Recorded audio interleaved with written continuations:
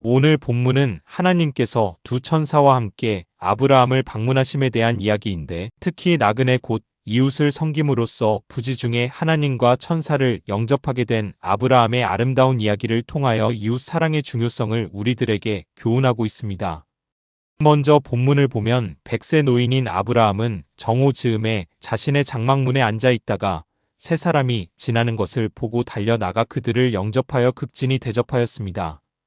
그 결과 그는 하나님과 천사들을 대접하는 영광을 누렸습니다. 물론 아브라함이 처음부터 그들을 하나님과 천사로 알고 대접한 것은 아니었습니다. 그는 처음에는 그들을 평범한 여행자들인 줄로만 알았습니다. 이와 관련하여 히브리서 13장 2절에도 아브라함이 부지중에 천사들을 대접했다고 기록하고 있습니다. 이러한 내용들을 종합해 볼 때 아브라함은 평상시에도 나그네와 이웃 대접에 힘썼음을 알 수 있습니다. 그러므로 아브라함의 영적 자손인 우리 또한 그를 본받아 항상 베푸는 삶을 살아야 할 것입니다. 그런데 성도들 가운데에는 하나님과의 관계는 중요하게 생각하면서도 이웃과의 관계는 소홀히 하는 사람들이 적지 않습니다. 그러나 성경은 둘이 서로 다른 것이 아니라고 말씀합니다. 성경은 하나님을 사랑하는 자는 형제와 이웃을 사랑한다고 기록하고 있습니다. 그러므로 성도들은 하나님과 교회를 사랑하되 그 사랑으로 어려움에 처한 형제와 이웃에 대하여 하나님을 대접하듯 항상 베푸는 삶을 살아야 하는 것입니다. 그리할 때 아브라함이 부지중에 하나님을 대접한 것과 같이 우리 또한 주님을 대접하는 축복과 영광을 누리게 될 것입니다. 그런데 3절에서 아브라함은 나그네들을 영접하면서 말하기를 이르되 내 주여 내가 주께 은혜를 입었사오면 원하건대 종을 떠나 지나가지 마옵소서라고 말합니다.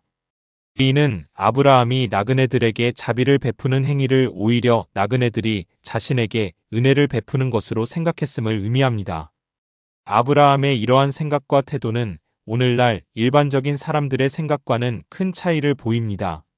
내가 다른 사람을 도우면 내가 그에게 은혜를 베푸는 것이라고 생각하지 않습니까? 그러나 조금만 넓게 생각해보면 성도가 이웃에게 자비를 베푸는 것은 그 일을 통해 하나님의 영광을 나타낼 수 있을 뿐만 아니라 그 자체만으로도 분명 하나님의 은혜입니다. 성도가 이웃에 대하여 자비를 베풀 수 있는 것은 먼저는 하나님께서 선한 마음을 허락하셨기 때문이며 또한 하나님으로부터 그만한 능력을 주셨기 때문 아니겠습니까? 그러므로 여러분, 아브라함과 같이 항상 이웃에게 자비를 베풀기에 힘쓰시기 바랍니다. 우리가 부족한 가운데에서도 베푸는 삶을 살면 반드시 하나님은 우리에게 더 큰 은혜로 함께 하실 것입니다. 이어지는 10절을 보면 하나님께서는 아브라함에게 내년 이맘때 사라가 아들을 낳게 될 것이라고 말씀하셨습니다. 그런데 11절 12절을 보면 사라는 하나님의 약속을 믿지 못합니다. 사라가 이처럼 하나님의 약속을 믿지 못하는 것은 아브라함이나 그녀 자신이 더 이상 자녀를 낳을 수 없는 나이에 이르렀기 때문이었습니다.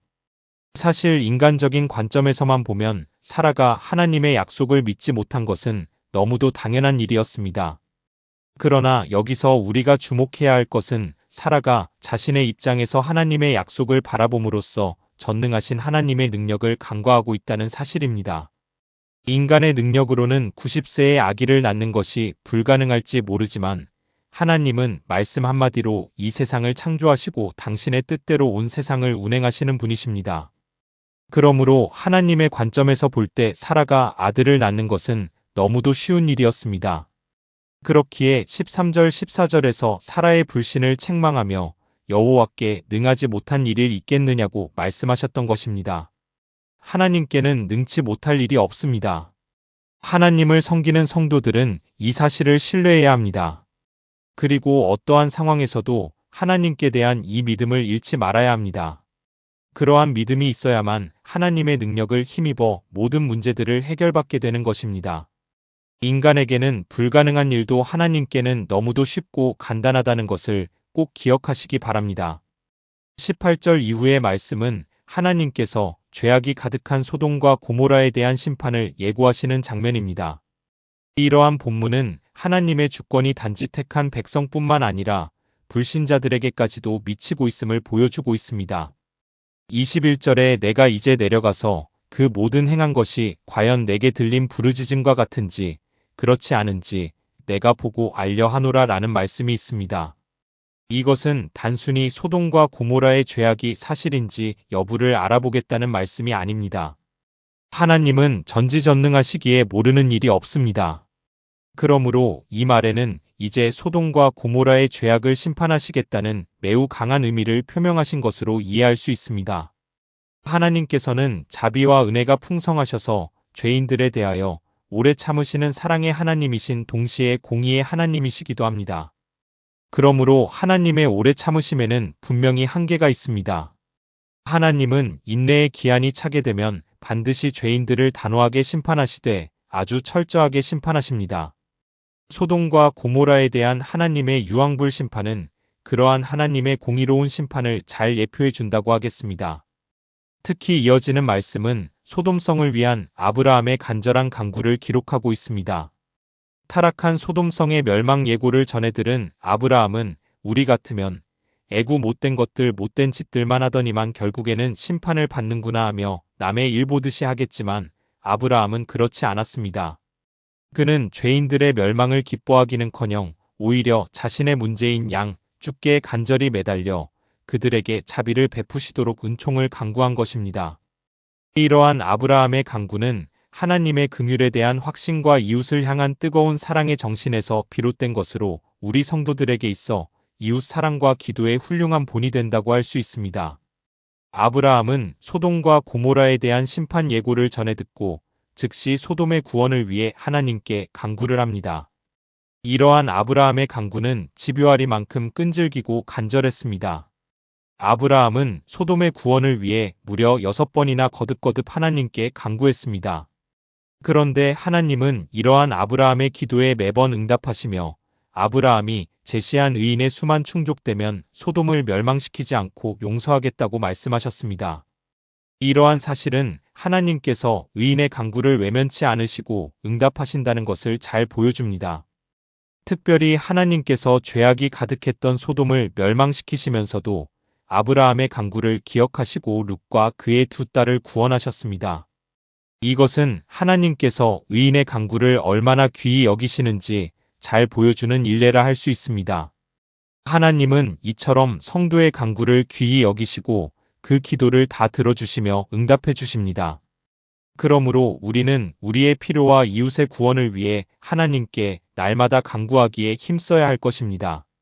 오늘 하루도 이웃 사랑과 불의한 세상을 위한 중보기도를 믿음으로 감당하는 저와 여러분들이 되시기를 예수님의 이름으로 축복합니다. 기도하겠습니다.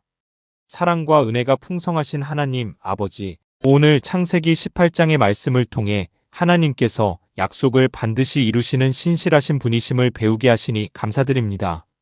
사람의 생각으로는 불가능해 보이는 일도 하나님께는 능치 못하심이 없음을 믿게 하시고 우리의 환경이 아니라 하나님의 약속을 바라보며 살아가게 하옵소서. 또한 아브라함이 소돔과 고모라를 위해 간절히 중보기도했던 것처럼 우리도 나 자신만을 위한 삶이 아니라 가정과 교회, 친구와 이웃, 그리고 이 나라를 위해 기도하는 사람 되게 하옵소서. 하나님께서 사랑하시는 영혼들을 품고 긍휼의 마음으로 살아가게 하시며 우리의 삶을 통해 하나님의 사랑이 전해지게 하옵소서. 이번 한 주간도 믿음으로 순종하며 살아가게 하시고 하나님께서 맡겨주신 자리에서 빛과 소금의 역할을 감당하게 하옵소서.